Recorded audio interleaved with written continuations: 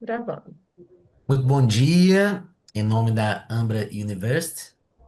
Hoje, dia 4 de julho de 2025, uma data muito importante, é o dia da independência dos Estados Unidos. Estamos aqui com uma banca de dissertação da Laurice dos Santos Souza, minha orientanda, cujo título é o Compliance na Administração Pública Municipal, uma análise sob a ótica do estudo de caso em municípios de Goiás. Eu agradeço aqui aos colegas, professores, Daniela, Dalton, grandes parceiros da Ambra e o professor Célio Marcos. Nós temos aqui a honra de contar com você. Muito obrigado também, Leânia, pelos trabalhos. Laurice, você tem até 30 minutos para fazer a sua exposição. Já lhe passo a palavra. Por gentileza, fique à vontade. Obrigada, professor. Bom dia a todos. Inicio agradecendo a orientação do professor Paulo Márcio, que foi de extrema importância para a condução desse trabalho, a participação da professora Daniela, do professor Dalton na banca de qualificação, que foi assim importantíssimo para a condução da pesquisa, para os resultados e pela alcançados. Eu utilizei todas as orientações dadas pela banca e o professor Célio Machado pela presença. O título do meu trabalho é sobre Compliance na Administração Pública Municipal, uma análise sobre a ótica de estudo de casos em municípios em Goiás. E aqui eu já registro que a escolha do tema foi muito calçada na minha experiência profissional enquanto gestor em municípios, as dificuldades de avançar com a pauta de integridade. E aí, ao encontrar o programa de compliance dos municípios capitaneado pelo Estado de Goiás, eu vi ali uma política pública replicável, uma política pública inovadora que pudesse ser atendido, pudesse ser utilizada em outros municípios. E aí, com o avanço, né, e com toda a orientação do mestrado da Ambra, a gente conseguiu unificar o estudo técnico, o estudo científico, com a prática do compliance e aplicar aqui a minha pesquisa. Então, portanto, a minha pergunta de pesquisa, a pergunta-chave, foi quais foram as diretrizes relevantes para o desenvolvimento do programa de compliance em municípios goianos que aderiram ao edital 01 de 2021, promovido pela Controladoria Geral do Estado de Goiás. É importante aqui frisar que o PCM ele tem 3 eixos, né? Ele trata da gestão de risco, ética, transparência e ouvidoria, e possui ele 5 elementos obrigatórios para a implantação do programa nos municípios, que é a instituição do Comitê de Compliance, ética, o Código de Ética, a política de gestão de risco, transparência e ouvidoria, e a capacitação contínua. Todos esses elementos, todas essas ações, elas foram acompanhadas pela Controladoria Geral do Estado, e aí em 2023, uma segunda fase do programa, pelos tribunais de contas e a Confederação de Municípios, que foi assim de suma importância para o avanço do programa. Então, deixando claro que não foi o escopo da pesquisa o resultado dos impactos e os resultados do programa, né, até mesmo porque ele foi instituído em 2023 e ainda não se mediu esses impactos do ponto de vista de retorno ao erário ou redução de fraudes ou algo do tipo. Então, o foco foi exclusivamente na metodologia aplicada nesse edital, se de fato essas ações e os eixos e as ações do PCM podemos dizer, né, que existe ali um programa de integridade implantado e a metodologia utilizada. O maior desafio da pesquisa foi justamente na localização dos dados, né, de forma organizada, para que eu pudesse aplicar também os marcos teóricos e, posteriormente, o modelo de maturidade criado pela CGU. Então, a dificuldade, apesar da Controladoria Geral do Estado ter me encaminhado os dados, as planilhas com que cada município havia executado, na busca das evidências eu encontrei dificuldade. Em alguns municípios, inclusive, eu precisei fazer solicitação via Line. E aí chegamos ao resultado e as discussões. Então, o programa de compliance municipal, ele participou dele, né? 33 municípios, participaram 33 municípios. Desses 33 municípios, eles foram catalogados, divididos pelo número de habitantes. Então, nós temos ali superior a 150 mil habitantes, até 150 mil habitantes, até 50 mil habitantes e até 10 mil habitantes. Essa divisão é importante para a gente entender o porte do município, a capacidade desse município de institucionalizar o PCM. Então, o PCM, ele teve, como eu expliquei inicialmente, aqueles 3 eixos com as ações. E dessas ações, dos 29 municípios, dos 33 municípios, alguns municípios não atingiram, não executaram todas essas ações. O que nós fizemos conforme a orientação, inclusive, da banca, né, da qualificação, nós fomos medir a maturidade, utilizando essa matriz elaborada pela CGU, que foi publicada, inclusive, no final de 2023. Então, é uma matriz recente, um modelo de maturidade recente. O modelo de maturidade MIP, ele tem 5 níveis, né? Então, o primeiro nível inicial, padronizado, o integrado, o gerencial e o otimizado. São 5 níveis de avaliação. Os municípios eles ficaram entre inicial e padronizado, até mesmo porque as ações do PCM elas não abarcam todos os elementos previstos no MIP, né? O PCM ele é menor, não é tão amplo quanto o MIP. E o MIP ele possui ali 3 elementos, né, principais de avaliação, que é a governança e a estrutura organizacional, que ali os municípios eles atenderam quase na sua integralidade, tiveram um desempenho elevado, né, com a criação das normas e dos comitês de compliance, dos comitês de ética. Então, esse elemento inicial do MIP, os municípios tiveram uma boa aderência. Quanto à capacidade organizacional para a integridade, a gestão de desempenho da integridade, que são os outros 2 elementos do MIP, as ações ficaram incipientes. Mas muito pelo que eu já falei anteriormente, o PCM ele não abarcava todas as ações do MIP. Mas, mesmo assim, nós aplicamos o manual, o modelo na sua integralidade, até para entender o que a CGU entende como um programa de compliance, como um programa de integridade e sugestões para que o PCM possa avançar para esses outros elementos, né? Cada elemento desse é medido por KPIs, né? Então tem um nível ali de atributos que indicam o nível de consolidação de cada ação. Cada KPA tem uma pontuação, e aí lá no anexo da pesquisa, nós pegamos essa metodologia, trouxemos ele para uma planilha onde automatizamos a pontuação, e foi assim que nós medimos cada ação de cada município. Então, em resumo, né, o que ficou evidenciado? Dos 4 municípios que não atingiram o índice padronizado, ficaram ali no inicial, foram um município de até 150 mil habitantes, um município de até 50 mil habitantes e 2 municípios de até 10 mil habitantes. Né? No municípios menores, eles não conseguiram atingir porque eles não atenderam praticamente todos os eixos. Os outros 2 maiores, um não atendeu o risco e transparência, o eixo de risco e transparência, que foi o município de Catalão, e o município de Pires do Rio não atendeu a parte de institucionalização. Então, não publicou ou não evidenciou a publicação de alguns dos itens exigidos pelo PCM. Então, de toda forma, podemos destacar, né, que o PCM positivamente já avançou do nível 0 para o nível padronizado nos municípios, o que é um avanço a nível municipal.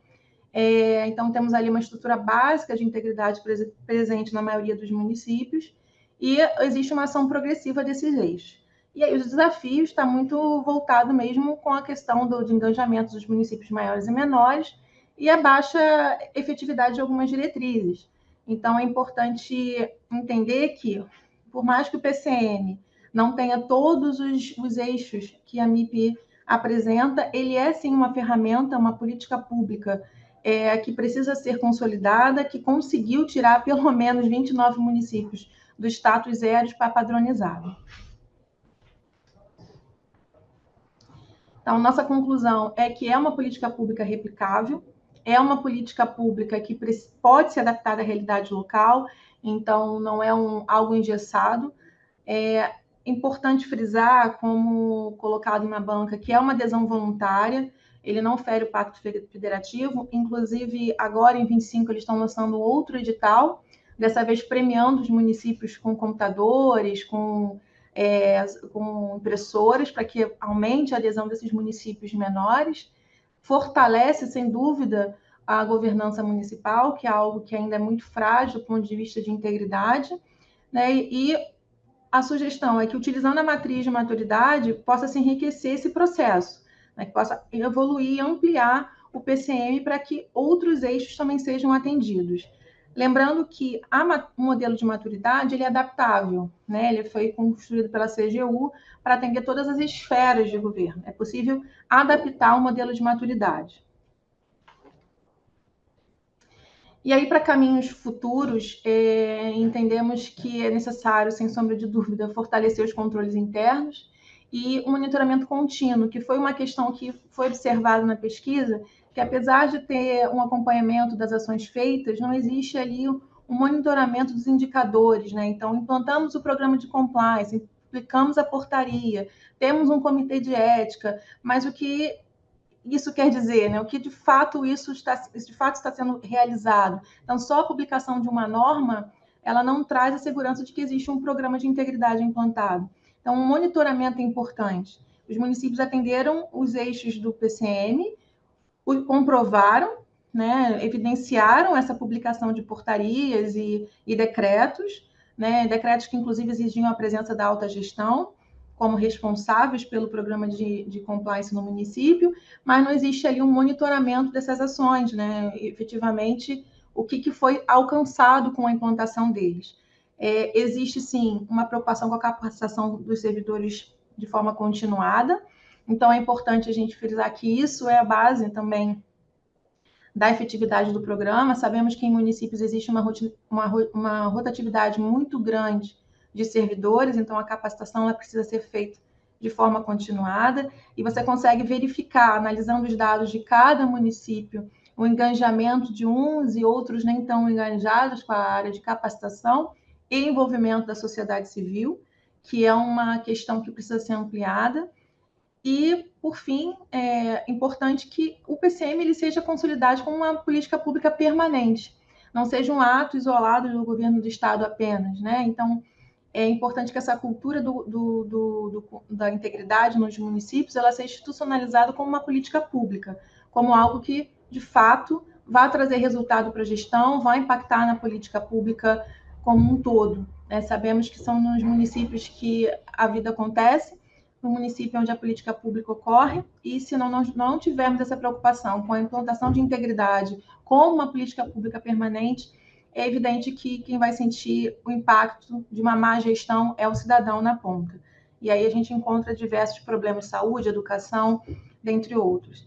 Então, é importante que o PCM tenha surgido como algo voluntário do governo do estado, auxiliando os municípios. A participação efetiva dos órgãos de controle foi fundamental como consultores, né, nesses municípios. E o retorno, eu imagino que em breve a gente consiga medir esses impactos. No momento, a conclusão que chegamos é, aplicando a matriz de maturidade, a pergunta que me foi feita na banca, né? Existe de fato um programa de integridade implantado em municípios? Existe um programa sendo implantado, em implantação. Já saímos do zero para o nível padronizado, ou seja, no segundo nível, de acordo com a CGU, e eu entendo que o avançar desses eixos, o monitoramento desses eixos, ampliando o PCM, sem dúvida, os municípios vão conseguir avançar para um estágio integrado, que seria o terceiro da lista. E assim, professores, eu encerro e apenas com a frase que não, a integridade não é um conjunto de normas, é uma cultura. E é por isso que a cultura da capacitação ela precisa ser implementada nos municípios, né? Construindo exemplos, escolhas e compromisso público. Eu agradeço e fico à disposição para perguntas. Obrigado, Laurice, pela sua apresentação. Passo agora aqui, seguindo o roteiro da Ambra, para o professor examinador convidado, professor Célio, para os seus apontamentos e eventuais perguntas para a Laurice. O professor Célio renova aqui meu agradecimento mais uma vez. É uma honra aqui para a Ambra contar com a sua participação, também sempre agradecendo pela parceria. O professor Célio, ele é coordenador de várias publicações de obras jurídicas de alta relevância e que já foram, inclusive, objeto de publicações de artigos de egressos daqui da Ambra. Professor Célio, com a palavra, por gentileza. Professor Paulo, é, bom dia, né? Muito obrigado pelas palavras. É sempre bom estar com você. Também cumprimento aqui a professora Daniela, professor Dalton. É, eu estou sempre com o professor Paulo. A gente tenta contribuir ao máximo aqui, né, professor Paulo, com aquilo que nos compete, a nossa missão, né? Então, assim, para mim é uma alegria muito grande estar aqui com vocês hoje. Laurice, gostei muito do seu trabalho, tá? Primeiramente, meus parabéns. É, eu li com muita atenção e reli seu trabalho. Eu gosto muito de ler dedicatórias como a sua. Mostra o quão é duro produzir determinados trabalhos, né? E quão valioso foi esse período que você passou, né? Enfrentando dificuldades, né? Para chegar nesse dia de hoje. A apresentação para mim é sempre um dia de alegria, né? Um trabalho que foi feito, foi reexaminado, né? Passou por uma qualificação. Então, assim, eu gosto muito de trazer, às vezes, algumas provocações para a gente poder, né, pensar juntos aqui no que seria uma continuidade do seu trabalho, né? Porque acredito que não vai parar aqui, né? Muito porque compliance é um assunto atemporal, é um assunto que hoje se fala em todas as esferas, né? Se fala em compliance em pequenas e médias empresas. Então, imagine, né? Nós estamos falando de um compliance do poder público, um compliance que nas empresas é muito difícil de se tratar. Né, o tratamento das informações de compliance e também, né, o seu monitoramento é complicado. Então, assim, quando eu li o seu trabalho, né, eu fiquei pensando muito nessa questão do conflito agente principal, que é o que a gente busca, né? Assim, quando a gente, nem sempre, né? E aí, quando você bem disse, né? Quem é o agente, quem é o principal, né? Então, assim, o principal é a sociedade, né? O agente é o servidor público. E às vezes os seus objetivos, eles não são coincidentes. E a busca sempre pela eficiência, né? Então, assim, é um meio para se buscar, né, um poder público mais eficaz, mais eficiente. Então, em torno disso, eu tenho quatro pequenas perguntas para te fazer, mas muito que vão, às vezes, até um pouco além do seu trabalho, mas que eu gostaria de te ouvir um pouco, tá? É, Quando a gente fala, né, governança pública, quando a gente fala de eficiência, né, na administração pública, a gente está dizendo mais um órgão de controle, ou mais um meio, mais uma ferramenta de controle, né? O poder público, ele já tem as suas próprias ferramentas de controle que nós conhecemos, estão institucionalizadas, né? E aí tem Tribunal de Contas, Ministério Público, né? A própria autotutela administrativa, né? As próprias controladorias, né? É, não seria um pouco incoerente buscar eficiência com o acréscimo de mais uma ferramenta de controle, né? Quando a gente se fala no final, de buscar a eficiência da administração pública, é, é efetivamente necessário, né, a gente dizer de compliance da administração pública. Eu queria te ouvir um pouco sobre isso, né? E essa é a minha primeira pergunta. A minha segunda pergunta é com relação ao corporativismo público. E quando a gente, né, trata de ferramentas, né, de compliance, né, e também, né, na busca da eficiência, né, é, talvez a gente veja um choque com o corporativismo, principalmente quando a gente chega nas medidas, né, punitivas, e as medidas punitivas no poder público, elas são muito mais ferozes, né, porque elas envolvem muito mais questões criminais. Então, eu queria também te ouvir um pouco sobre isso, tá? É,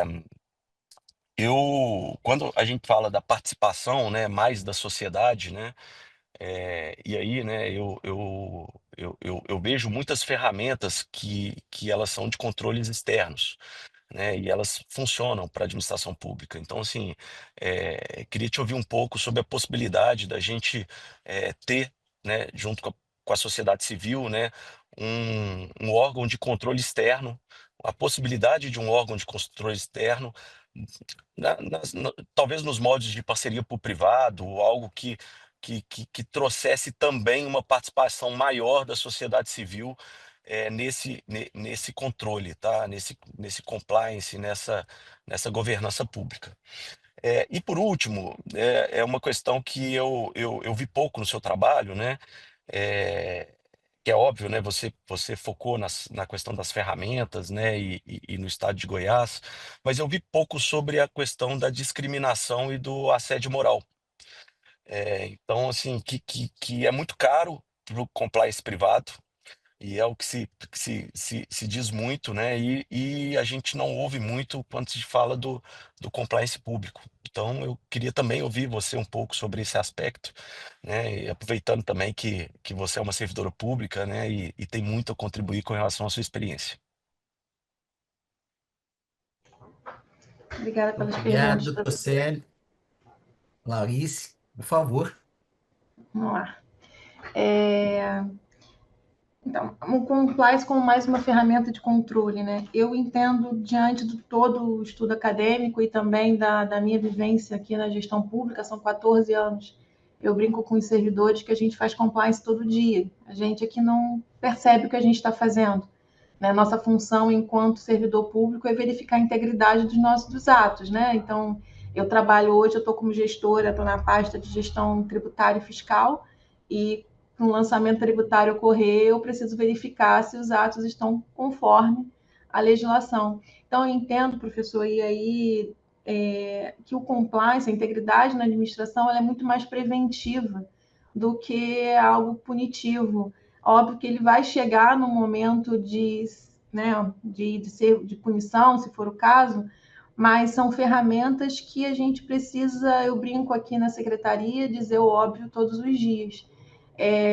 Eu criei dentro nessa gestão atual, muito baseada no mestrado, né, da minha histórico acadêmico, uma assessoria de conformidade, uma assessoria de controle interno, onde a gente trabalha capacitação, controle e tem a corregedoria e a própria implantação do compliance, por esse entendimento meu de que precisamos trabalhar compliance como prevenção, uma etapa antes do órgão de controle. Né? O controle interno tem o papel dele de controle, de verificação, de análise, de cobrança e de punição, mas a ferramenta de compliance como algo posterior a isso. Falar o óbvio todos os dias para que a gente não precise chegar às vias de punição, às vezes de um processo administrativo, que já é a sua segunda colocação em relação ao corporativismo, que de fato existe. Né? No âmbito municipal, pelo menos na realidade que eu vivo, eu tenho uma equipe de 250 servidores, dentro deles eu tenho 29 fiscais de tributos e 70 agentes administrativos, o restante é tudo comissionado. Então, assim, a blindagem da influência política nas ações dos servidores ela é importante e, de fato, concordo que a gente enfrenta dentro da administração pública esse corporativismo em relação ao processo disciplinar. Eu mesmo enfrentei aí por 6 anos um processo para conseguir retirar um fiscal que abandonou o cargo da função e eu não consegui. Ele abandonou o cargo, não foi nenhum caso de erro, fraude ou algo assim. E aí é o que eu trabalhei também na dissertação e falei, né? É uma cultura. A cultura organizacional da gestão pública municipal ela é muito forte. Ela foi moldada eu brinco que é a síndrome da Gabriela, né? Sempre foi assim, eu nasci assim. E aí quando você chega com uma cultura nova, com uma informação nova, com uma realidade e coloca isso, assusta. Os próprios colegas te olham e falam, isso não vai funcionar. E o que eu falo para os meus colegas aqui, não adianta a gente sentar no banco da academia, não adianta a gente estudar e não aplicar isso na gestão pública municipal, é por isso que a gente não muda a realidade. Então, eu entendo que o compliance ele vem como prevenção, vem como mudança de cultura, para que a gente consiga, de fato, levar uma penalidade a sério, não mais um processo administrativo rodando pelos corredores da prefeitura. Em relação à participação da sociedade civil, eu nunca havia pensado sobre essa parceria entre órgão de controle externo e a sociedade civil. O que eu identifico, professor, é uma falta de conhecimento da sociedade civil, e aí a gente brinca que a gente tem transparência, mas não somos, né? Porque tenho certeza que alguns dos meus colegas aqui, se você coloca um relatório de gestão fiscal, ele não sabe ler, imagina a minha mãe, né? Então, mas está lá no portal. Eu faço a transparência. Nas audiências públicas da LRF, a gente não tem comparecimento da sociedade civil, então é muito difícil você rodar um questionário sobre leis, sobre ética, sobre integridade, numa sociedade que também não está preparada para isso. Né? A gente aqui também a gente está estudando a educação fiscal, que pretende educar os contribuintes para que eles possam entender qual é o papel deles dentro da sociedade, até que eles possam cobrar e exigir da administração pública. Mas não é uma cultura do povo, principalmente nos municípios, essa participação. Realmente, uma parceria entre órgãos de controle externo e a sociedade civil pode ser um bom caminho para que, de fato, a gente tenha um controle social, né? Não apenas um movimento que, infelizmente, acontece, muito político, dessas associações, e não com o fim mesmo de fiscalização do órgão público, né? E quanto à discriminação e assédio, realmente não tratei, porque foi focado no PCM, e eles não estão englobados no PCM, mas estão no modelo do CGU, e aí por isso que a pontuação vai lá embaixo, porque a CGU indica ali esses itens, né, de assédio e discriminação, que não foi pontuado porque no PCM não tem essa previsão, que é outra cultura que a gente precisa institucionalizar na gestão pública. E aí eu vou sempre falar municipal, porque é onde é meu local de conhecimento, né? Assim, o assédio moral, a discriminação quanto à raça, quanto a sexo, é algo que a gente enfrenta todos os dias. Eu trabalho com atendimento ao público, isso acontece do público para dentro de casa e de dentro de casa para dentro de casa. Né? Diariamente a gente enfrenta essa, essa questão de diversidade, ao ponto de ter servidores que são trans ou algo nessa esfera, e a gente ter que blindar eles de determinadas situações. De fato, a PCM ele não abarcou, mas eu entendi que ele não abarcou porque a ideia dele inicial era tratar os pontos principais ali de início de uma integridade, né? Então, primeiro você institui comitê de compliance, você bota ali alta gestão, ética, o código de ética foi exigido, e entendo que se não fizeram copia e cola do código de ética, essas questões de discriminação têm que ser tratadas lá, e para depois avançar no programa. Então, é isso. Eu espero ter respondido todas as questões. Não, respondeu, Laurice. Bom, esse controle, né, eu acho que ele tem, né, a sociedade como um membro muito forte, tá? Particularmente, assim, né, você está na parte tributária, né, os conselhos de contribuinte, né, no geral, eles são paritários, né, eles têm membros, né, os membros do fisco, né, e os membros da própria sociedade, né. E eu acho que isso ajuda nas medidas punitivas, eu acho que isso ajuda, traz a sociedade para dentro, né, do problema, né, porque no final do dia, né, o problema ele acaba recaindo sobre a sociedade, né? E como você disse, né? A sociedade não está preparada, mas a gente tem que promover ferramentas para incluí-la, né? Assim que possível. Então, assim, vendo o seu trabalho, né? Eu pensei que uma ferramenta de participação, né, da sociedade, né, junto com aquele ente municipal, né, talvez seria uma ferramenta eficiente para a gente poder trazer a sociedade também para contribuir com o problema. Mas você está de parabéns, respondeu minhas perguntas. Vou deixar aqui para os outros professores para continuar aqui os trabalhos.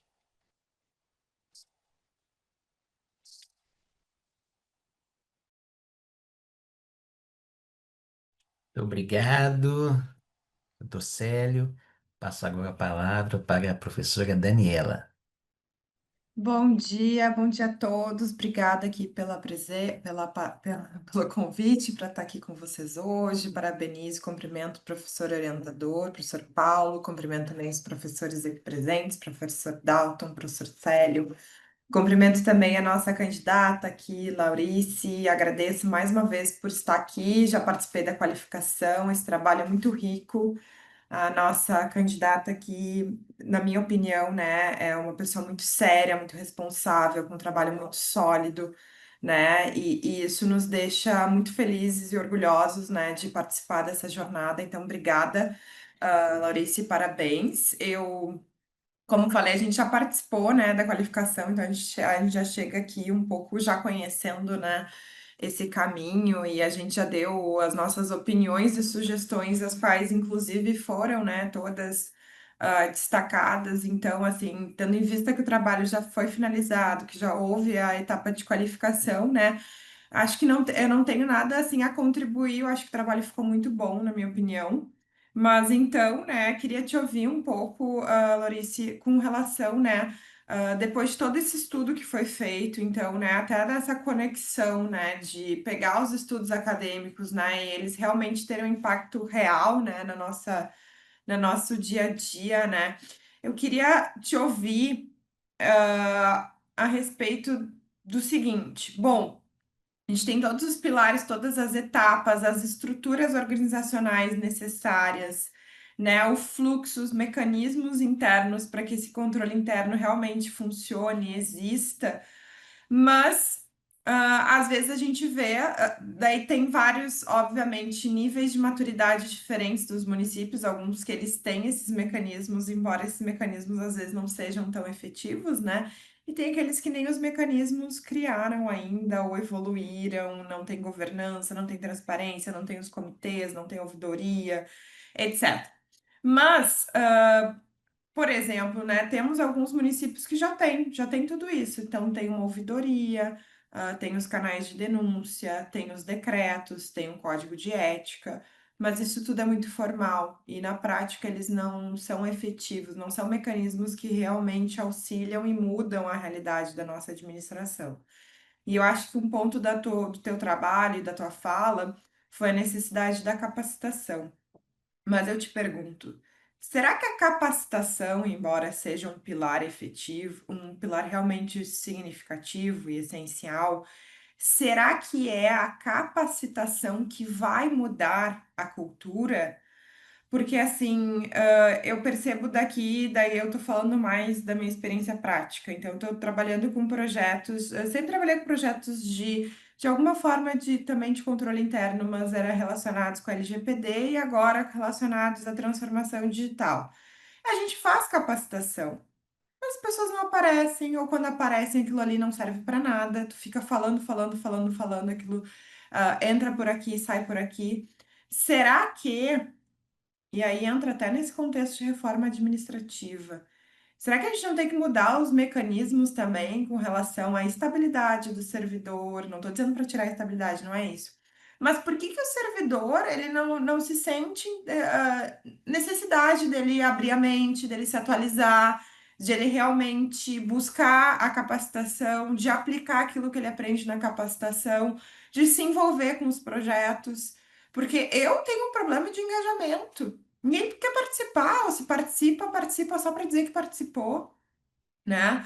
Por quê? Porque ele sabe que ele não vai ter prejuízo financeiro, que ele não vai ter qualquer tipo de prejuízo na estabilidade dele, ele já é estável, ele já está há 20 anos ali, 30 anos, ele não tem vontade de fazer nada, né? Então, por que que as coisas são tão difíceis de funcionar na administração pública? Por que que os servidores não se sentem responsáveis de trazer uma entrega para a sociedade, né? Quais são os estímulos que talvez a estrutura jurídica e nosso ordenamento jurídico tem dado para esses servidores, para eles se sentirem tão confortáveis, ah, né? Não sei. Será que e aí eu pergunto, né? Será que a capacitação vai mudar a cultura da administração? Só uma capacitação? Ou por que que tudo isso não tem funcionado, né? Quais são as entraves para que esse programa de compliance realmente funcione na prática? Será que é a falta de punição, a falta de correição, de processos correicionais? Não sei. Então, eu queria te ouvir da tua opinião, né? Além das capacitações, né? Como é que a gente pode tornar efetivo esses programas de capacitação para realmente a gente mudar a cultura, né? E será que também a cultura organizacional não é influenciada pela cultura que a gente tem na nossa sociedade? Então, uma cultura geral de impunidade, de que ser virtuoso parece que hoje em dia não faz diferença, né? Praticar virtude, ser um servidor empenhado, colaborativo, que estimula a ética, né? Não parece que isso é um valor apreciado na nossa sociedade. Será que isso não respinga também na nossa administração? E por isso que tanto faz eu ser um servidor, né, que paute por aqueles valores éticos ou não dentro da administração. Enfim, o que que tu pensa sobre isso e como é que a gente poderia ter um plano para realmente fazer as coisas acontecerem? Porque a gente vê que a gente cria tudo isso e fica só mais um controle por um controle, né? E aí o professor Célio já falou, ó, já tem tanto controle, né? Por que mais um? Porque a gente quer um que seja substancial, né? Mas como tornar isso uma realidade, né, no serviço público? Então, eu queria te ouvir um pouquinho sobre isso e te parabenizar e achar que o trabalho ficou muito bom e, e muito feliz com o resultado.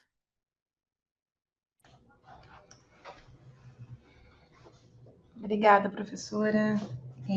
Então, essas perguntas eu me faço todos os dias quando eu venho trabalhar. Que eu imagino? Assim, de fato, a cultura da nossa sociedade é uma cultura que impõe algumas questões como jeitinho. A título de exemplo, tem 3 centrais de atendimento e todos os dias meus servidores são assediados para adiantar um processo. E qual o problema, Laurice, de eu receber R$ 50? Qual o problema de eu receber um bombom, uma caneca no final do ano, um vinho e tal? Então, eu levo a sério, né? Tanto, e aí eu vou voltar a falar, e não é porque eu estou aqui, né? O ambiente da Ambra me fez crescer enquanto profissional, olhando cada matéria que eu assisti, os Tiagos, o professor Felipe, Tiago Godon, o Tiago, todos os professores me ajudaram muito do ponto de vista filosófico, economia e a junção disso tudo. Então, conclusão que eu chego, me fizeram buscar certificação em compliance, eu casei ali para tirar a certificação. O que eu chego à conclusão, professora, que realmente a alta gestão que tem que dar o tom. Não é falácia. Se não vier de mim a mudança da cultura enquanto secretária, eu não vou querer exigir, e não adianta comitê de compliance, ética, código de ética, não adianta nada disso. Vai ser só mais um papel, mais uma publicação no jornal oficial que não vai fazer de nada. Então, eu sou uma gestora atuante. E a padronização. A gente não tem padronização dentro da administração pública, né? Então, os processos, eles não são mapeados, não existem protocolos, não existem procedimentos instruídos na administração pública municipal. Então, você tem um decreto que regulamenta, exemplo, tá? O processo licitatório no município. Ok, mas cadê o mapeamento desse processo? Como é que eu digo que teve ou não desvio nesse processo se eu não tenho um padrão? E isso dá muito trabalho. Eu já fui chamada de louca algumas vezes, mas todos os meus processos aqui estão sendo mapeados. Eu tenho um escritório de projetos. É um projeto? Então vamos projetizar. Tem um PMO.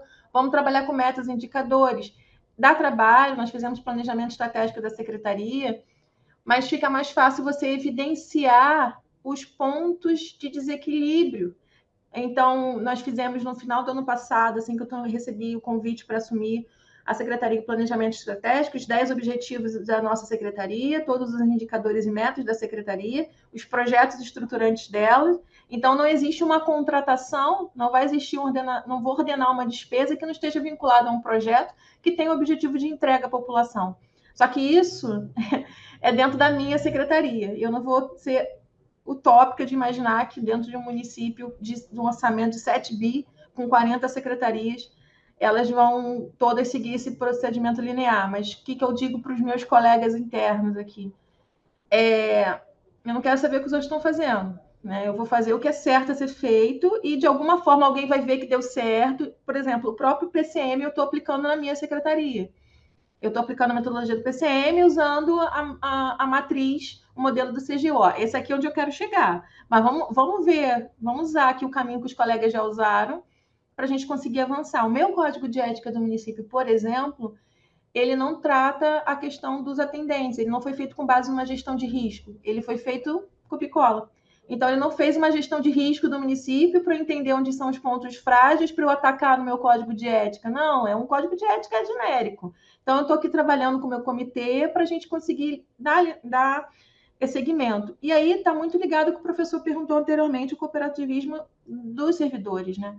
A forma de contratação da administração pública, de fato, ela precisa ser revista. O próprio Goiás lançou um processo seletivo agora, achei o máximo, salários com valores de mercado, porque tem muito isso aqui, né? Eu ganho pouco, não sou remunerado, vou fazer capacitação para quê se eu ganho pouco? Não vou ganhar um cargo por isso. Aí vem um vereador, indica alguém que não tem capacidade técnica para estar ali, o cara tem cargo maior, isso desmotiva a equipe. Como eu já tenho esse perfil e a gestão, o prefeito, né, a gestão já me conhece, eles sabem que aqui na secretaria só entra quem tem capacidade para estar. Eu lanço tributo. Eu não posso ter uma pessoa sem capacidade técnica para entender o que é um ISS, um TBI e o risco que isso causa para ele, não é para mim. Né? Então, a blindagem política eu faço aqui, eu não sou indicação política, eu sou indicação do prefeito técnico, então eu tenho uma blindagem política em cima dos meus servidores. 100%? Não, professor, não. Eu recebo influência, eu tenho que receber, de A, é de B, é de C. Mas, assim, vai trabalhar, vai executar e vai se capacitar. E a capacitação, eu acho que, por mais que seja isso mesmo, né? Eu já fiz capacitação para 100 alunos na época da 14133 e teve secretaria que mandou o porteiro, o protocolo. E o cara dormiu. Óbvio que ele dormiu. Como é que ele vai fazer uma gestão de risco no ETP? O cara não sabe o que é ETP, o que é gestão de risco. O cara dormiu, eu fiquei até com pena dele. Foi lá para comer um lanchinho. Então, assim, os próprios secretários não têm essa missão, mas eu tenho certeza que de 100 pessoas, se 10 saíram dali, internalizaram o que é um estudo técnico preliminar, o que é gestão de risco nas contratações, eu já fiquei feliz. Então, é um trabalho de formiga, todo dia, o óbvio tem que ser dito, aqui é cartilha, é capacitação, é ENAP, óbvio é dito todos os dias. O primeiro curso que os gestores foram obrigados, daqui de gerente para cima, né? Gerente, coordenador geral e subsecretário foram obrigados a fazer foi o curso da ENAP de assédio, foi o curso de gestão de liderança da ENAP. A gente lida com pessoas, eu preciso de resultado e eu preciso de pessoas para gerar resultados.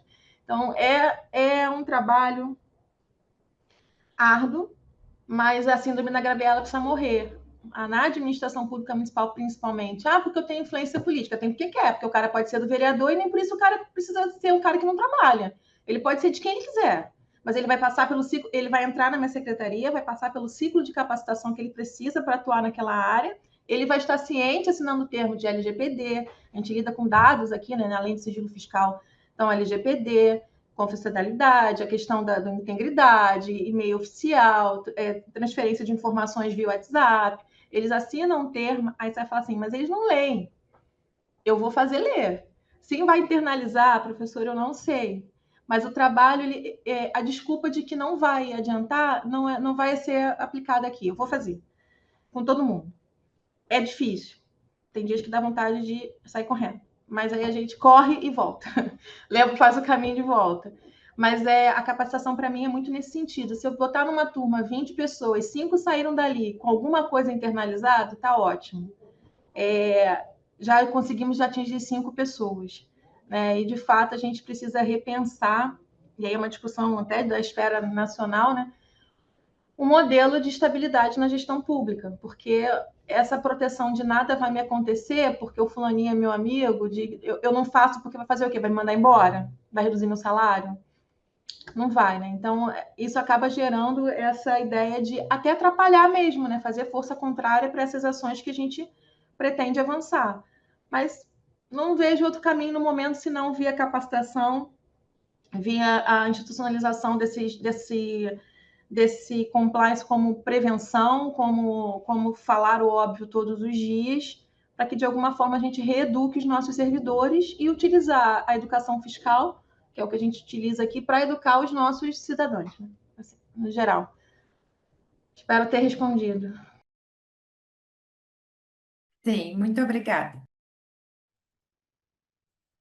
Obrigado, professora Daniela. Agora, meu amigo, professor Dalton.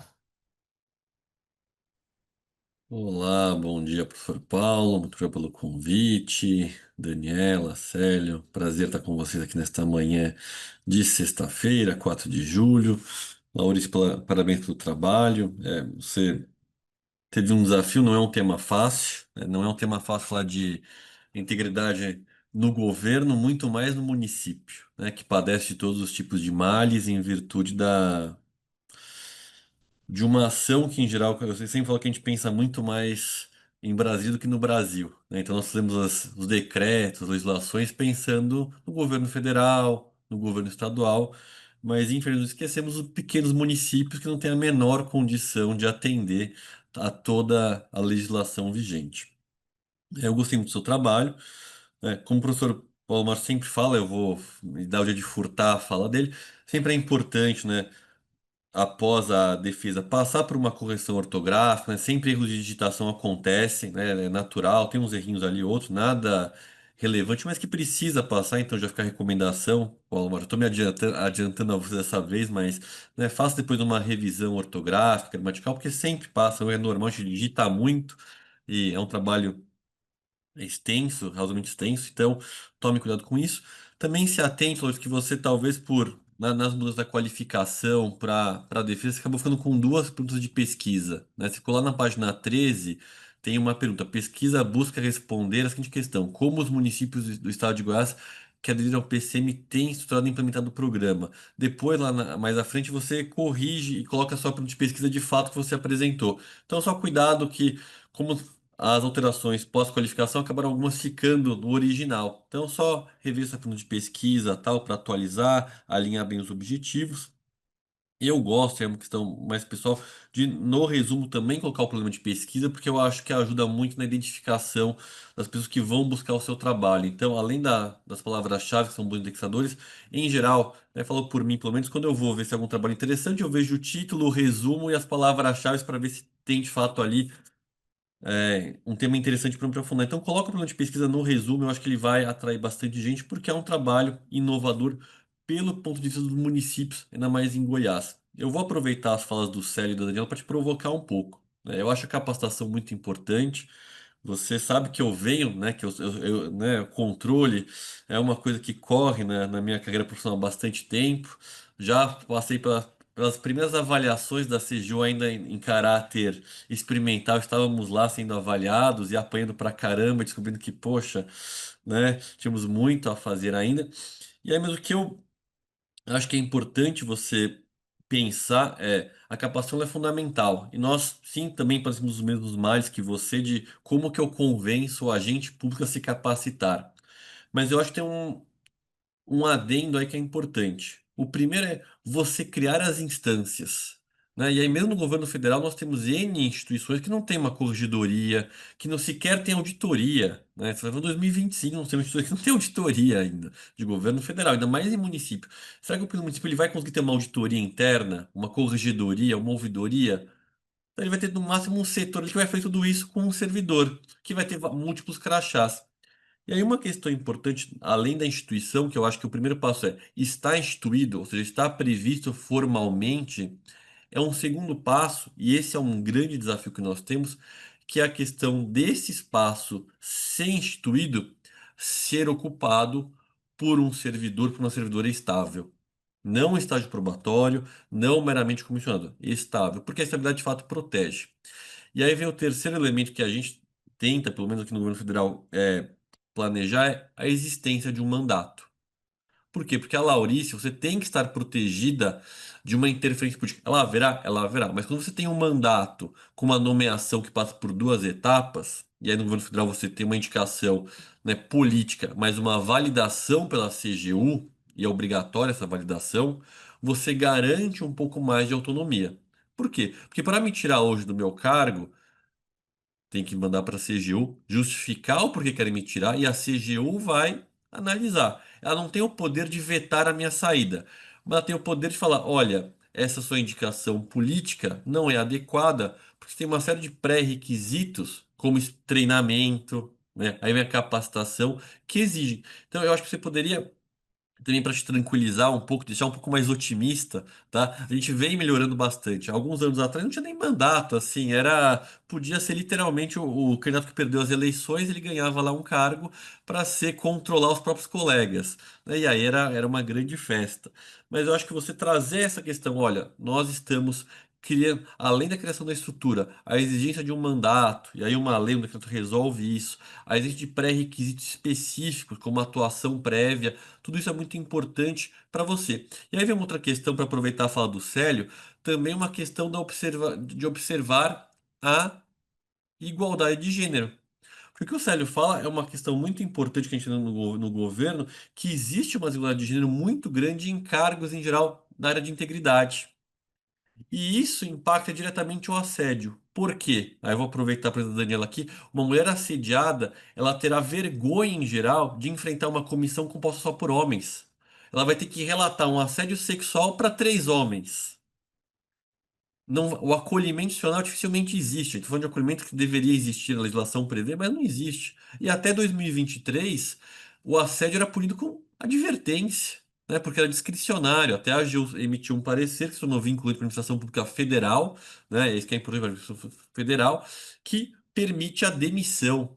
Mas a gente tem casos famosos de assédio sexual que a pessoa foi punida com uma advertência, com uma suspensão. Então, por quê? Porque havia discricionariedade, né? E um assédio sexual, assédio moral, infelizmente acontece, em geral, entre as partes. E a prova também é muito importante. Então, eu acho que você também pensa nessa questão de, olha, para além da corrupção, a gente tem a própria questão do ambiente laboral. E aí vem a questão dessa importância de pensar no mandato, numa questão de igualdade de gênero, que se relaciona com integridade. Então, o que eu recomendo, tudo estou falando para quê? Para você pensar na integridade com esses requisitos que são difíceis de serem criados, só não dizendo que é uma coisa fácil, que não vai ser rápido, mas dá para criar. A gente conseguiu criar depois de muitos nãos. A gente venceu pelo cansaço. Uma instituição não tinha corregedoria, não tinha ouvidoria, não tinha mandato para nada. A gente demorou alguns anos convencendo e ameaçando. Olha, se não criar, a gente vai ter que levar a controladoria do, no caso, para nós é a CGU, mas a controladoria do Estado, o Tribunal de Contas. E aí e vai solicitando. Uma hora ele se cansa e fala: tá bom, eu vou criar isso aqui, vai. É menos uma pessoa mexendo na cabeça. Então pense nisso que dá para se criar. E quando você cria, os servidores no início ficam muito assustados, né? Falam, pô, né? Mas quando eles começam a ver a seriedade, isso vai te a longo prazo, mudar a cultura que você tanto fala. Não é fácil, não é rápido, mas a gente vai conseguindo. Por quê? Porque você tem instâncias de controle que você vê colegas ali com mandatos funcionando. Então, o que eu gostaria até de te perguntar, se você entende que os mandatos funcionariam nessa sua questão, se te blindariam um pouco mais para efetivar essa questão da integridade. Se dois, a exigência dessa uma exigência anualizada por um percentual de servidores de realizar esses cursos também não seria uma forma de você aumentar a aderência? Falar, ó, todo mundo vai ter que fazer. Então a questão é só de quando se é esse ano que vem, até porque o decreto hoje exige para você ser gestor, então no governo federal, né, o decreto 12, vou roubar aqui, tá? Vou ter que ver aqui, 11.246 porque é muito número. Ele exige que você tenha treinamento para ser fiscal e gestor no governo federal, então aplicar de forma análoga aos municípios. E aí falou, olha, você quer ser gestor, você quer ser fiscal, você tem que ter o treinamento antes. E aí já inclui esse treinamento, não só o famoso DENAP de contratos, mas também o treinamento de assédio, de combate ao assédio, de comunicação não violenta, de integridade. Então, acho que também a minha segunda pergunta é, será que essa exigência para todos, de forma, num plano de capacitações anual, né, também não obrigaria as pessoas a se tornarem mais beleza, já que eu vou ter que fazer em algum momento, talvez motivar um pouco mais. E o terceiro ponto que eu gostaria de te ouvir, né, sobre a questão do compliance, da integridade municipal, é sobre os incentivos para implementação. Você falou, olha, agora nesse projeto a gente vai ter, né, uma bonificação, computador, tal. Se será que quando o governo estadual, o governo federal implementam benefícios, como eventualmente um orçamento um pouco maior, olha só que interessante, uma emenda parlamentar, né, sigilosa, direcionada aos municípios que implementarem? Será que isso não seria um incentivo extra para esses municípios implementarem? Era isso que eu queria te ouvir e parabenizo de novo pelo trabalho, Laurice. Muita coragem.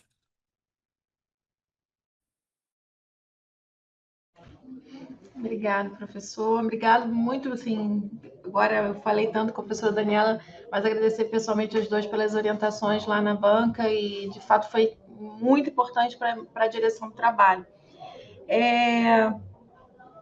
Nossa, muita informação.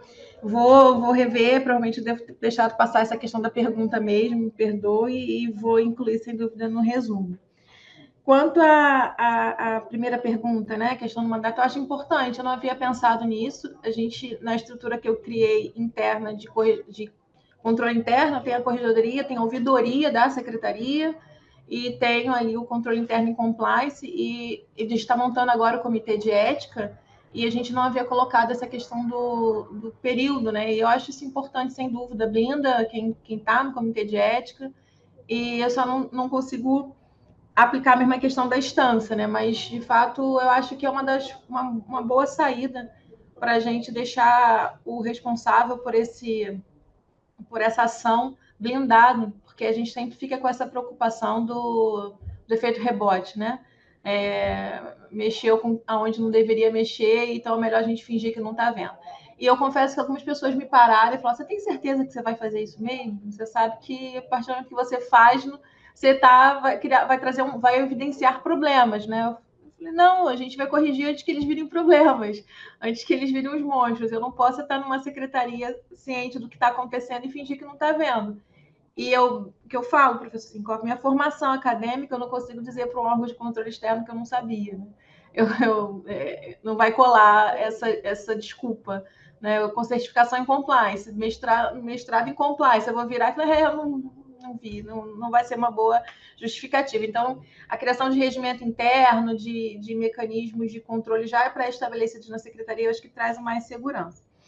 Quanto à capacitação, a gente tem um projeto que é o Plano Anual de Capacitações de Servidores, que de fato tem essa. A gente não botou obrigatoriedade, a gente colocou metas. Então, assim, os gestores de cada área terão as suas metas para cumprir de capacitação dos servidores. A gente tem uma questão muito latente nos municípios que acaba gerando, no final da história, uma questão de controle, uma questão de controle externo, inclusive, que são erros de lançamento que evidenciam que houve fraude, mas às vezes a pessoa não sabe nem o que ela está fazendo. Né? Você recebe uma pessoa com formação em educação física e fala: agora você vai sentar aqui e vai lançar ITBI. Ela não faz a mínima ideia de que seja um ITBI. Então, ela acaba gerando erros que evidenciam fraudes, mas por negligência do gestor mesmo, de não ter colocado aquela pessoa, ter capacitado previamente. Eu anotei aqui o decreto e vamos usar aqui como uma boa prática. Né? O que a gente faz, já que os municípios, às vezes, têm essas lacunas, é importante que a gente olhe para a esfera federal e assim, está tudo muito recente, né, professor? É 23, é 24, é 22, tem nada consolidado. E o incentivo para a implantação de integridade, sem dúvida, é importante. Não tem outro caminho, eu imagino, assim, entre o poder ali do poder estadual para o municipal. A título de exemplo, né, nós precisamos implantar o CEAFIC e aparentemente a gente estava falando grego, ninguém nos ouvia, não existia ali uma preocupação. Eu acho que também, usando os ensinamentos das aulas do mestrado, a gente tem que entender com quem a gente está falando. Você chegar para um prefeito e falar: olha, não tem que implantar a CEAFIC. Ele fala: não é meu, né? É seu, se vira, não tem com isso. Mas se você chega para ele e fala: a partir do ano que vem o senhor não empenha, não liquida, não paga, aí ele no instante: o que é isso? Qual o problema? O senhor não vai receber orçamento, o Fundeb vai ficar travado. Aí no instante a pessoa já faz reunião com todos os secretariados e fala: segue o projeto dela aí. Eu não sei o que é não, mas faz o que ela está fazendo, faz o que ela está mandando. E eu entendo que na questão do incentivo de orçamento é importante para o gestor, né? É diferente do meu município, que tem um orçamento de 7 bi, né? Um dos municípios que mais recebe royalties do país. Então, o atrativo financeiro não é o mais importante para a gente, mas, sem dúvida, não ter o órgão de controle no nosso pé, impedindo que avance com as políticas públicas, é um atrativo para o meu gestor. Então, eu entendo que é importante o diagnóstico de cada município é importante antes de qualquer ação, né? A questão é orçamentária, eu acho que o incentivo orçamentário funciona muito bem, porque, como eu digo, o meu município está totalmente fora do padrão dos municípios, né? A gente tem agora a reforma tributária, aqueles que vão ficar ainda mais dependentes dos repasses da União. Então, esse incentivo que Goiás está dando agora de computador, e assim, é um valor baixo, tá? Não é nada absurdo de equipamentos. Mas para um município de até 10 mil habitantes, que muito provavelmente não tem condições, é o mesmo servidor que vai estar produzindo a norma e executando, né? Vários crachás no servidor só, e às vezes não tem nem equipamento para poder atuar. Eu acho que para o gestor, prefeito, né, que é agente político, é uma boa iniciativa. Em relação à igualdade de gênero, de fato é algo a ser observado, independente da gestão que você está, ou o grau de o nível hierárquico que essa mulher ocupa. A gente sofre isso diariamente, infelizmente, é algo que ocorre e, de fato, fica limitado a você estar relatando esses fatos para outro homem ou em algum ambiente que não é o mais acolhedor possível. É algo que a gente também pretende olhar aqui, até pelo número de servidoras, maioria mulheres aqui na gestão. Então, é algo que é importante, sem dúvida. Eu acho, não sei se eu passei por todas as questões, existe a capacitação, é isso. Perfeito, Laurício, obrigado. Só quando você pensa no mandato também, já. Aí, fora do banco, é uma questão só profissional, coloca uma saída, tá? Por exemplo, assim, proibido remoções de ofício, ou certo para algumas áreas específicas, porque é uma coisa muito comum que acontece quando acaba um mandato, são remoções de ofícios para a área que o servidor atua investigando. Então, o que a gente fez internamente foi travar a remoção de ofício por um período de tempo. Então, acabou o mandato ou a pessoa foi exonerada, ela não pode ser removida de ofício por pelo menos um ano. É uma. Tem que derrubar a portaria para fazer isso. É fácil derrubar a portaria? É fácil, mas a coragem para fazer isso falta para o gestor. Então, só uma dica. Para você, doutor Paulo Márcio. Obrigado. Eu convido agora os professores para acessarem o link da sala de deliberação. Laurice, por gentileza, aguarde nosso retorno. Enquanto isso, você tem a companhia da Leânia. Eu também quero cumprimentar os participantes que estão aqui prestigiando a sua apresentação. Em instantes, nós voltaremos.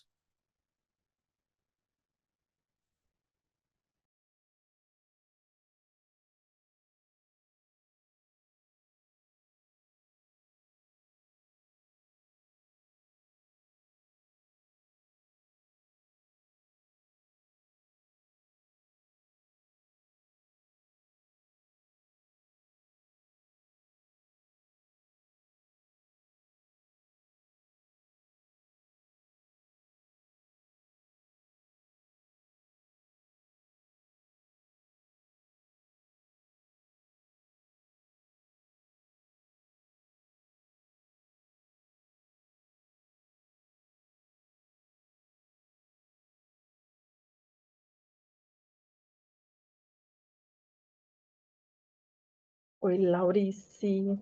Morrendo. Parabéns pela defesa, Obrigada. na apresentação. Tentei falar o mais devagar possível, mas é difícil. Falou devagar, foi bem objetiva, ó. Parabéns, Ai, socorro, gente. passou. E pior que o professor Dalto, eu lendo, eu vi essas questões que ele colocou, eu falei, agora já foi.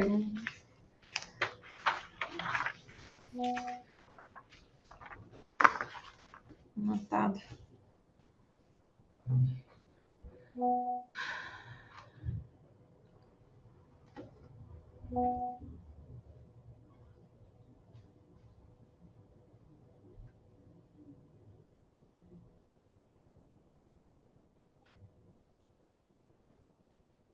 Já vai emendar com doutorado, Laurice? Camila estava tentando me convencer. Eu vi no. Acho que foi a professora Daniela que compartilhou no LinkedIn de controle externo, ou foi o Instituto Rui Barbosa. Aí eu falei, cara, que legal. Eu falei, não, doutorado, esquece. Começa de loucura. Pois é, já aproveita que está aí estudando, já está no pique, já emenda com doutorado. Porque conta essa mentira pra gente que o doutorado é mais tranquilo, mas não é, né? Não é não, não vou mentir não. São os mesmos professores do mestrado? Não, acho que alguns, mas o da primeira turma agora é professor novo, que está entrando agora para a segunda turma do doutorado também é professor novo, professores maravilhosos. Não, porque do mestrado não tem nenhum ali que a gente pudesse falar assim, esse é. O conteúdo é mais extenso, tem uma disciplina que, nossa, meu Deus, conteúdo bem, bem extenso. Muita aula, muito material para leitura. Mas é controle externo, vocês estão com quantas áreas de concentração? Deixa eu ver aqui as áreas de Tinha concentração. bastante que eu estava vendo. Deixa eu ver aqui do doutorado. Tem bastante. É,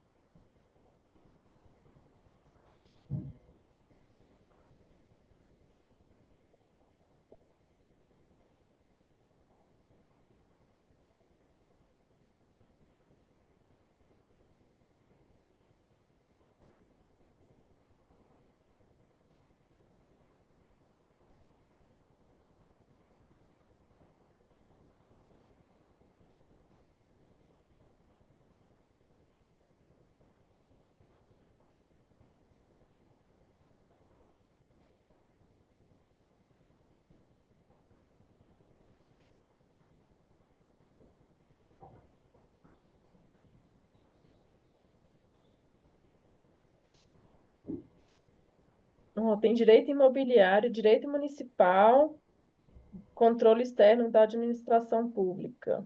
Esse direito municipal foi que a professora Daniela postou no LinkedIn, foi isso que eu vi. Isso. O controle externo foi o Instituto Rui Barbosa.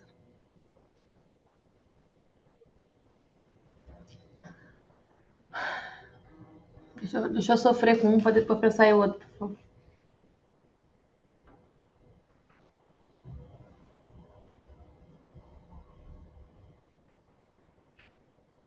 Daqui a pouquinho você já recebe o atestado, tá? Para assinar.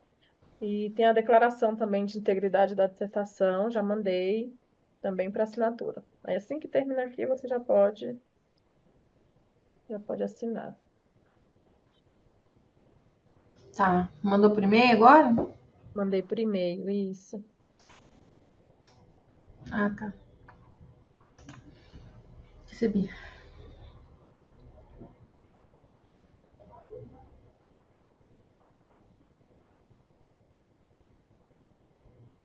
O Eliandro entrou pro doutorado. Entrou? Entrou, Corajoso. não tá fazendo. Ele falou assim, não, vou aproveitar e Ele emendar botou logo, o quê? Tá fazendo qual? preparar. Externo? Eu não sei qual foi a concentração que ele escolheu. Eu acho que ele trabalha com banco na área de imobiliário mesmo. Eu não sei se ele. Eu acho. Não sei qual foi a concentração que ele escolheu. Deixa eu dar uma olhada aqui.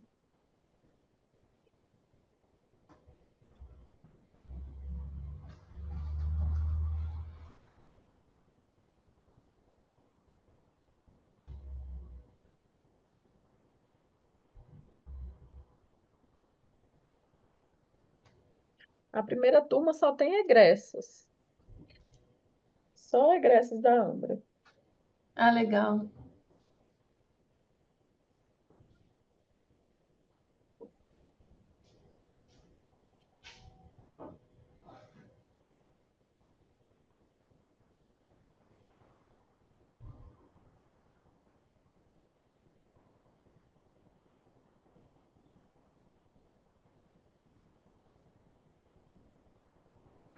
Já estamos voltando, né? Já deliberamos lá.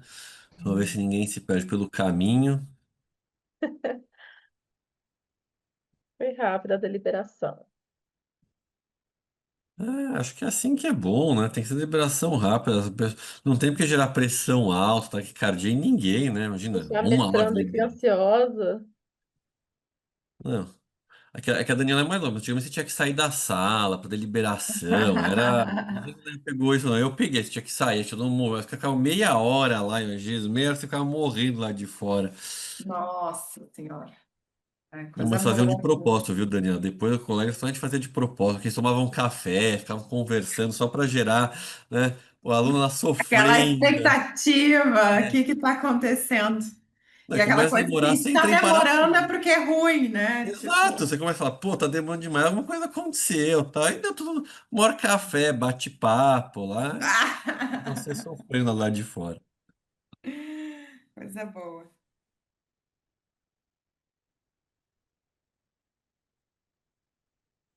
Eu acho que o Paulo Márcio foi comer pão de queijo, apareceu. Deixou no suspense, né? O Paulo Márcio, eu falei, a gente tava falando isso, que o Paulo Márcio foi comer pão de queijo pra deixar a Laurice com o coração a mil, entendeu? Taquicardia já. Você viu? Maldade, você viu a maldade com a Laurice aqui. Deixa eu ver o que eu preciso fazer aqui, que eu tô. Opa!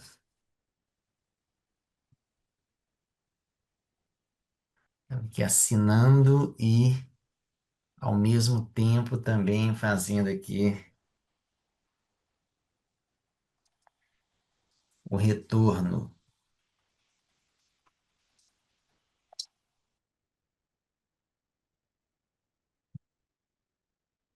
Opa.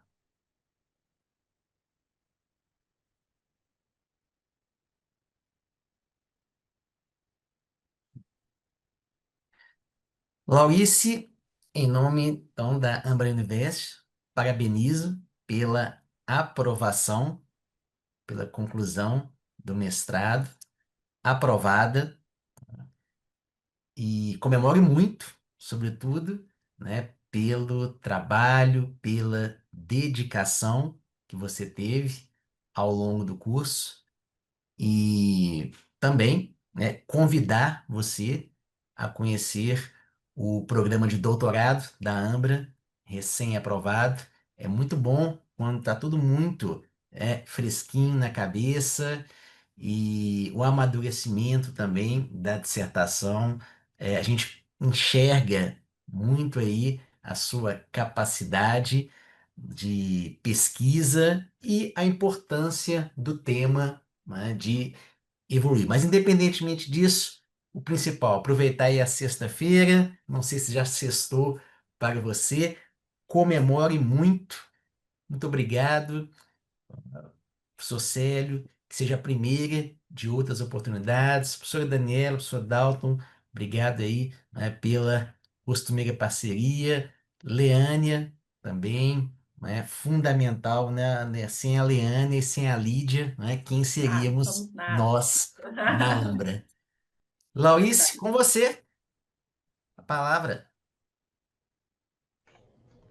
Eu confesso que eu estou aqui adormecida, mas primeiro agradecer imensamente a dedicação, o seu cuidado, assim, o seu respeito com o aluno e entender todo o contexto que eu passei desde a qualificação até aqui. Muito obrigada pelos ensinamentos, pela sabedoria, pelo cuidado. Agradecer demais as professores que participaram da banca, o professor Dalton e a professora Daniela, foi muito importante para mim. Tudo que os senhores apontaram, eu levei em consideração, entendi e foi o resultado da pesquisa baseado no que vocês me apontaram naquele dia. Professor Célio, obrigada pelas perguntas, pelas provocações, está tudo anotado. Passando esse momento de dormência, com certeza vou revisitar as anotações aqui, olhar com cuidado e com carinho. Eu sei que é um tema difícil, pouco me vê que toda a meu estudo foi feito com base em normativos, né? Pouco tem estudos técnicos a respeito, mas eu tenho fé e confiança de que a gente vai avançar nesse tema e vai conseguir implantar isso em municípios e vai conseguir trazer um resultado para a população. Aproveitar, professor, agradecer a Leânia, a Camila, São dois anjos, assim, se eles são para vocês, para a gente, assim, como aluno, as duas não abandonaram a gente, seguraram nossa mão ali durante o mestrado inteiro. Nas primeiras matérias, a Leana perguntava, e aí, tá conseguindo? Tá conseguindo acompanhar o professor? Tá conseguindo responder? Quando eu precisei sumir, Camila sumiu, esqueceu da gente, volta. Então, assim, é muito importante. A gente já está distante, né, por conta de ser todo online, todo o curso online, mas todo o suporte das duas e dos professores, tá? Eu, mais uma vez, não estou fazendo demagogia, não, porque não precisa, mas todos os professores da Ambra, todos, não tem exceção, sempre muito solícitos, muito interessados em, de fato, agregar questões para a nossa vida profissional e vida acadêmica. Parabéns pelo curso. Muito obrigada. Vou olhar os programas de doutorado, ali o de municípios, que a professora Daniela divulgou no LinkedIn, eu já estava namorando. Aí depois teve do controle externo, mas tomar coragem para enfrentar essa nova jornada. Obrigada mesmo e, assim, estou dormente ainda, mas, enfim, uma etapa concluída. Obrigada. Parabéns, sucesso, Parabéns, obrigada Laurice. a todos. Parabéns. Parabéns, Excelente. Laurice. Obrigado a Até. todos, viu? Muito Até obrigado, mais, pessoal. E até, gente. Laurice, Tudo de bom. complementando, nós temos agora também no mestrado, doutorado, uma modalidade híbrida. Então, vale a pena até, né, para fazer os estudos internos. Pessoal, muito obrigado aí, né? Deus sempre abençoe. Um excepcional final de semana. E eu declaro aqui encerrados os trabalhos. Deixa eu só tirar uma Valeu. Tchau, foto. tchau. Ah, foto, A claro. foto, Foto. tá? Momento especial. Vamos lá. Pronto, gente. Obrigada. Obrigado. Viva! Siga Obrigado, aí, parabéns. Laurice. Continue Parabéns, aí, Laurice. porque a tua energia nos motiva, o teu espírito aí nos contagia. Às vezes a gente desiste, mas eu às vezes tô todo dia desistindo. Aí hoje eu falei, te ouvi de novo, aí me lembrei, não, temos que continuar. Olha lá o exemplo dela, né? Isso aí, obrigada por ser esse exemplo. Obrigada, Abraço, professor. pessoal. Tchau, Nossa, obrigado, obrigada. pessoal. Tchau. Tchau, tchau.